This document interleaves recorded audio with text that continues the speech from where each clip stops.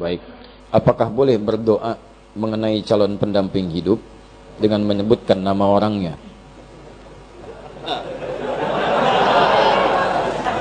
Inilah praktek apa yang saya sampaikan tadi. Ya, orang ke masjid mau subuh dia tambah saya doa minta pendamping hidup gitu. Baik, boleh nggak menyebutkan orangnya? Boleh, tidak ada larangan. Tidak ada larangan. Kalau antum ingin mohon kepada Allah kemudian meminta, silahkan. Ya, ud'uni astajib lakum, minta kepadaku, aku akan jawab. Tapi siapa yang dimintakan itu, lihat syarat-syarat perempuan yang bisa dinikahi.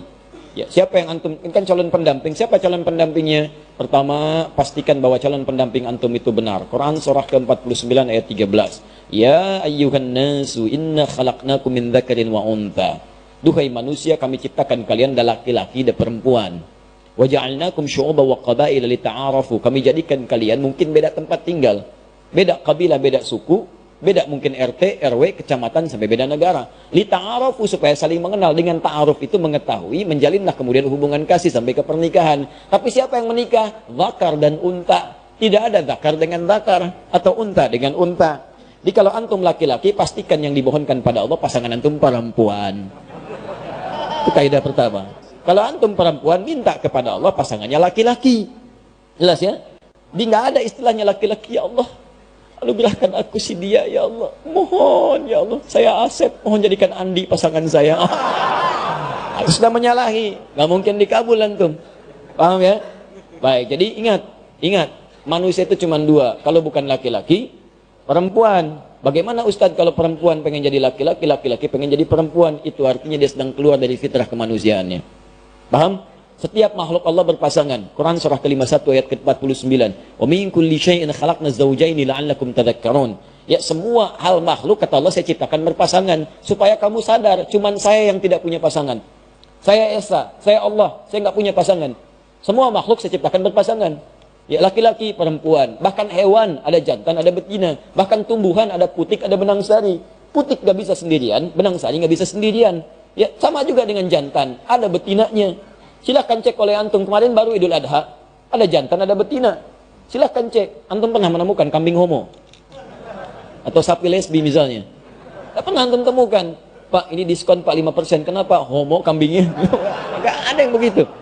Di kambing saja tahu dengan instingnya menemukan pasangannya. Masa antum yang punya akal nggak ketemu pasangannya? Ya, paham ya? Ya, jadi teman-teman sekalian, kalau menemukan misalnya ada yang seperti itu, berarti itu ada kelainan, ada penyakit, didoakan, dibantu supaya kembali. Dibantu supaya kembali. Paham sampai sini? Itu syarat yang pertama, pastikan tuh laki-laki kalau perempuan yang minta. Pastikan perempuan kalau laki-laki yang minta. Yang kedua, teman-teman sekalian, pastikan bahwa niat untuk menikah itu meniatkan untuk ibadah. Ini mempercepat pengabulan. Niatkan untuk ibadah. Makanya ketika menyebutkan ayat nikah, kalimatnya langsung pada ayat penggunaannya. Ada ayat, itu diterjemahkan, musab terjemah dengan tanda. Padahal bukan sekedar tanda. Tanda itu dalam bahasa Arab bisa alamah. Alamah itu tanda. Diserap ke dalam bahasa Indonesia jadi alamat. Alamat. Apa itu alamat? Tanda yang mendekatkan pada tujuan. Di mana alamat Masjid Nur Said? Di sana, begitu tahu alamatnya, semakin dekat ke tujuan, mudah menjangkaunya. Nah, kalau antum ingin mendekat kepada Allah, ada tandanya. Tanda yang mendekatkan antum kepada Allah disebut dengan ayat, namanya ayat, tanda yang mendekatkan diri kepada Allah. Isi Al-Quran disebut dengan ayat. Kenapa disebut dengan ayat? Karena setiap antum baca Al-Quran, lebih dekat keadaan antum dengan Allah. Ya, Quran misalnya surah ke-8, ya Al-Anfal, ayat kedua. Innamal mu'minuna alladhina idza dzukirallahu wajilat qulubuhum wa idza tuliyat 'alaihim ayatuhu zadatuhum imana wa 'ala rabbihim yatawakkalun. Sungguh orang-orang beriman itu kalau disebut nama Allah ada getaran dalam jiwanya. Ada hal yang berbeda. Allahu Akbar, Allahu Akbar. Bergetar jiwanya, ya Allah sudah ada panggilan. Ya, walaupun antum di kendaraan dengar azan ada getaran. Allahu Akbar, Allahu Akbar. Tahu, bentar ya. Wah, ada persoalan. Orang beriman itu beda, getaran dalam jiwanya. Wa idza tuliyat 'alaihim ayatu. Kalau dibacakan sama dia ayat-ayat Allah, zadatum imana. Ya, bertambah keimanannya. Wa 'ala rabbihim yatawakkalun. Ada sandaran yang kuat kepada Rabbnya. Nyandar, ada ketenangan dalam jiwanya. Itu ayat. Makanya isi Quran disebut ayat. Salat itu ayat, mendekatkan kita dengan Allah.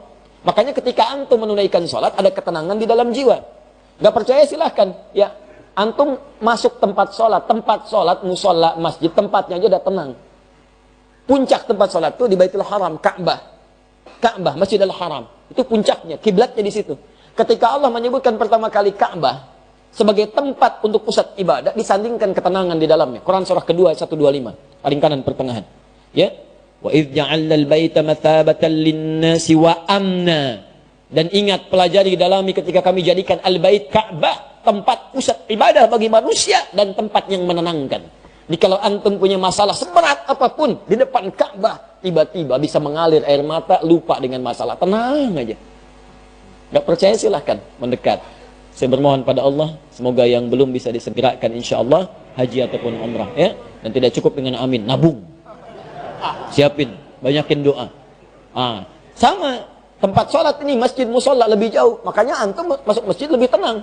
Bahkan dibanding rumah sendiri, silahkan cek beda rasanya. Lain masuk rumah biasa-biasa, masuk masjid baru masuk rumah Allah. Begitu kaki kanan masuk, Allah maftah ya wa rahmatik, tiba-tiba enak, ada ketenangan yang beda. Salat 2 rakaat tahiyatul masjid. Duduk merapat sebentar, ya dekat AC, saking tenangnya plak tidur. Nah, nikah sama. Nikah tuh awal ayatnya disebut ayat. Silahkan, Quran surah 30 ayat 21. Wa min ayatihi. Di antara tanda-tanda yang mendekatkan seseorang kepada Allah. An khalaqalakum min anfusikum azwaja. Kami jadikan setiap diri itu bisa berpasangan untuk menikah. Di niat nikah itu pertama kali bukan hanya memadukan rasa rindu, memadu kasih, ya menyatukan dua insan yang saling ingin bersatu. Bukan cuma itu. Niat sesungguhnya itu ibadah.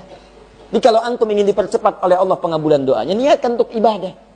Ya Allah, pasangkan aku dengan dia ya Allah, supaya aku bisa juga menghafal Quran seperti dirinya yang sudah hafal Al-Quran.